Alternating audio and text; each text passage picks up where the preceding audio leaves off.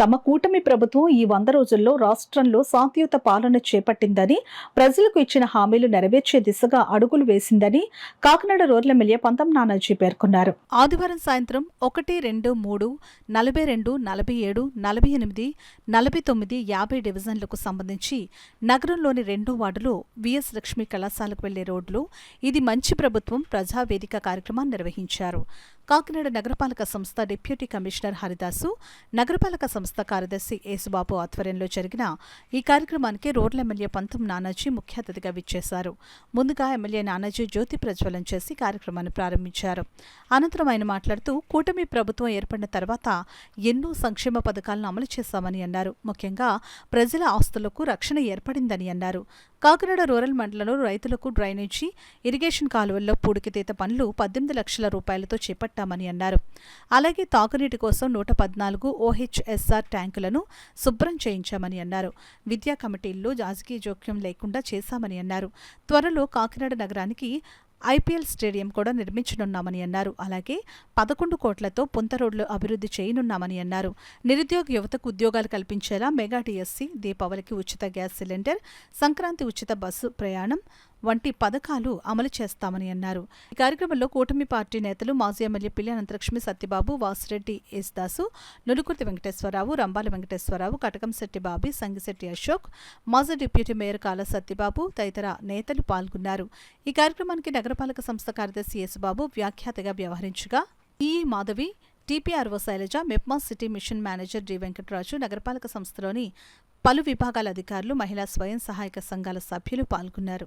మరింత శోభ వచ్చేటట్టు తయారు చేయడానికి కార్యక్రమం కట్టుకుని తిరుగుతున్నటువంటి చంద్రబాబు నాయుడు గారు, అట్లాగే ఎవరైనా ప్రభుత్వం వస్తే ప్రభుత్వం డబ్బులతోటి జల్సా జాతను చూశాను, ప్రభుత్వం డబ్బులతోటి అనేక హామీలు కూడా చూశాను.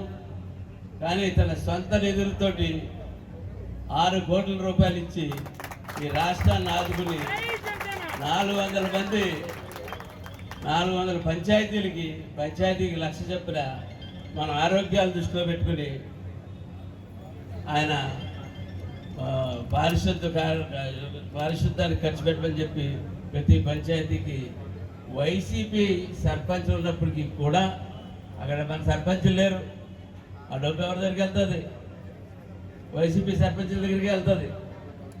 కానీ వాటిని పంపించి వాళ్ళ ద్వారా మన సెక్రటరీల ద్వారా మన వాళ్ళ ద్వారా అడ్మినిస్ట్రేషన్ చేయించి పారిశుద్ధ్యం శుభ్రంగా చేయించి కర్ర బారిన అలాగే డెంగ్యూల బారిన పడుతున్న రోజుల నుంచి రక్షించిన పవన్ కళ్యాణ్ గారు కూడా ధన్యవాదాలు తెలియజేయాలి. ట్రైన్లందరూ కూడా శుభ్రపరిచారంటే సొంత డబ్బులు అమ్మ మీకు ఎవరికీ తెలియదు. అది మాత్రం మనందరం గమనించాలి. దయచేసి 100 రోజుల కార్యక్రమం అనేక రకమైన ఇబ్బందులు జరిగినాయి. మీకు తెలుసు, బుడమేరు పొంగింది, విజయవాడ అంతా మునిగి, ఎప్పుడైనా మనం విన్నావా? కానీ ఎక్కడా కూడా ఎటువంటి ఇబ్బందులు జరగకుండా చంద్రబాబు నాయుడు గారు కేంద్రంతో మాట్లాడి పూర్తి స్థాయిలో నిధులు తెప్పించి ప్రతి ఒక్కరికి సాటిస్ఫై చేశారు. అదేవిధంగా పిఠాపురం, ఏలూరు పొంగినప్పుడు కూడా పవన్ కళ్యాణ్ గారు సొంతంగా కాలిని నడకన బురదలో నడిచి అక్కడ ఉన్న ప్రజలందరూ ఆదుకున్నారు. అది ఈ ప్రభుత్వ తీరు. దయచేసి రాబోయే రోజుల్లో కూడా పూర్తి స్థాయిలో అండగా మీ అందరికీ నిలుస్తుంది. తప్పకుండా మీరు అందరూ కూటమిని ఆదరిస్తారండి. ఏమేం పథకాలు కావాలి అన్నీ కూడా ఎవరికి మన పంతం నాని గారు తప్పకుండా మీకు అన్ని కూడా చేసి పెడతారు. తప్పకుండా మీకు ఇబ్బంది కలిగే పరిస్థితి రాదని చెప్పేసి ఈ సందర్భంగా మీ అందరికీ కూడా నమస్కారం. ఖజానా ఖాళీ చేసి దొంగ ప్రభుత్వం, వైసీపీ ప్రభుత్వం రోడ్డు మీద వదిలేసిపోవడంతో మరి జనసేన అధ్యక్షులు, బీజేపీ అధ్యక్షులు, అదేవిధంగా టీడీపీ అధ్యక్షులు అందరూ కలిసి ఈ రాష్ట్రాన్ని మళ్ళీ పట్టాలు ఎక్కించి ప్రజలందరినీ కూడా ఒక తాడి మీద తీసుకురావాలా. మరి ఆ ప్రయాణంలో పనిచేస్తుంటే మళ్ళీ విజయవాడ వరదలు వచ్చి కొంత నష్టాలను కూర్చున్నా చంద్రబాబు నాయుడు గారు ఆ రోజు చెప్పారు 18 గంటలు పనిచేస్తానని. మరి ఈరోజు 20 గంటల పైనే పనిచేసి ప్రజలను ఆదుకుని పనిచేస్తూ ఉన్నారు. దానిలో భాగంగా 100 రోజులు అయిన సందర్భంగా ఇది మంచి ప్రభుత్వం ప్రజల కోసం పనిచేస్తుందని మంచి ఆలోచనతో అన్ని దిక్కుల్లో కూడా ప్రజల్ని భాగస్వాములు చేసి మీరు స్టిక్కర్ అంటించి ఏం చేస్తామో మేమేం చేస్తామో మీరేం చేయాలో కూడా చెప్తూ ఈ కార్యక్రమాన్ని పెట్టడం జరిగింది. అంత బాధలో కూడా అనేక కార్యక్రమాలు, త్వరలో దీపావళికి దీపం కనెక్షన్ ఉన్న వాళ్ళందరికీ మళ్ళీ సిలిండర్లు ఇస్తాం జరుగుతుంది. అదే కాకుండా భారీ DSC పరీక్షలు అంటే బీఈడీ చేసి జీవితాలు బాగుపడడానికి చదువుకొని నిరుద్యోగ సమస్యలతో ఉన్న పిల్లలు, కష్టపడిన పిల్లలకి ఏదో మనకు 1000-200 ఇస్తే కడుపు నిండిపోదు. మీ కుటుంబాల జీవితాలు శాశ్వతంగా మీ పిల్లలు అభివృద్ధి చెందితే మీకు అదే ₹1 కోటి ఆదాయం కింద లెక్క. అది మా అధిష్టానంలో ఖచ్చితంగా మా లోకేష్ బాబు గారు అదే దిశలో ఉన్నారు. పిల్లలందరికీ 20 లక్షల ఉద్యోగాలు కల్పించాలని ఆయన ప్రయత్నం చేస్తారు. 72,000 మెజార్టీ తోటి కొంత నానాజీ గారిని గెలిపించడం జరిగింది. ఆ గెలిపించడంలోనే మీకు అందరికీ కూడా సంతోషంగా ఉంటుంది.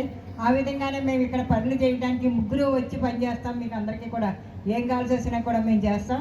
మేము 2014 నుంచి 2019 వరకు చేసిన వర్కులన్నీ కూడా అన్నీ మేము చేయడం జరిగింది. ఏమన్నా అన్నీ ఉంటే మళ్ళీ గౌరవనీయులు పెద్దలు నానాజీ గారు మీకు అన్ని విధాలా కూడా మీకు చేస్తారు. చేసిన దాని మీద మీరు ఏవైతే కావాలో, మీకు ఏం కావాలో అన్నీ కూడా ఇక్కడ రికార్డు చేసుకుంటున్నారు. ఇక్కడ వచ్చే ఫారాలు కూడా తీసుకుంటారు. అవన్నీ కూడా అమలు జరుగుతాయి. ఏదేమైనా మన చంద్రబాబు నాయుడు గారు, పవన్ కళ్యాణ్ గారు, బీజేపీ ముగ్గురం కలిపి కూటమిగా మనం నెగ్గించుకోవడం జరిగింది. ఆ కూటమి ద్వారానే మనం అందరం కూడా ఏం కావాల్సిన పనులు చేసుకోవడానికి, మీరు ఏమడిగితే అది చేయడానికి మేము సిద్ధంగా ఉన్నాం. మా కూటమి నాయకులతో గుర్తింపబడటమే కాదు, ప్రతి సామాన్య ప్రజానికం కూడా ఈ రోజు గుర్తించారు అంటే అది అతిశయోక్తి కాదు. ఎందుకు చెప్తున్నాను మీకు. చంద్రబాబు నాయుడు గారు ఇచ్చిన మాట ప్రకారం 17,000 దగ్గర 17,000 మెగా టీఎస్సీ ఉద్యోగాలు ఈ రోజు అమలు జరుగుతున్నాయి. కాబట్టి ఇది మంచి ప్రభుత్వం. అదే విధంగా ఇంత ఆర్థిక క్షోభం ఉన్న 3,000 రూపాయలు ఉన్న పెన్షన్ ని 4,000 చేశారు. కాబట్టి ఇది మంచి ప్రభుత్వం. దివ్యాంగులకి 6,000 రూపాయలు చేశారు. కాబట్టి ఇది మంచి ప్రభుత్వం.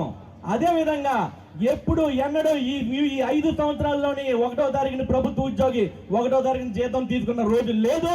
కానీ ఈ రోజు 1వ తారీఖున జీతం తీసుకుంటున్నారంటే అందుకే ఇది మంచి ప్రభుత్వం.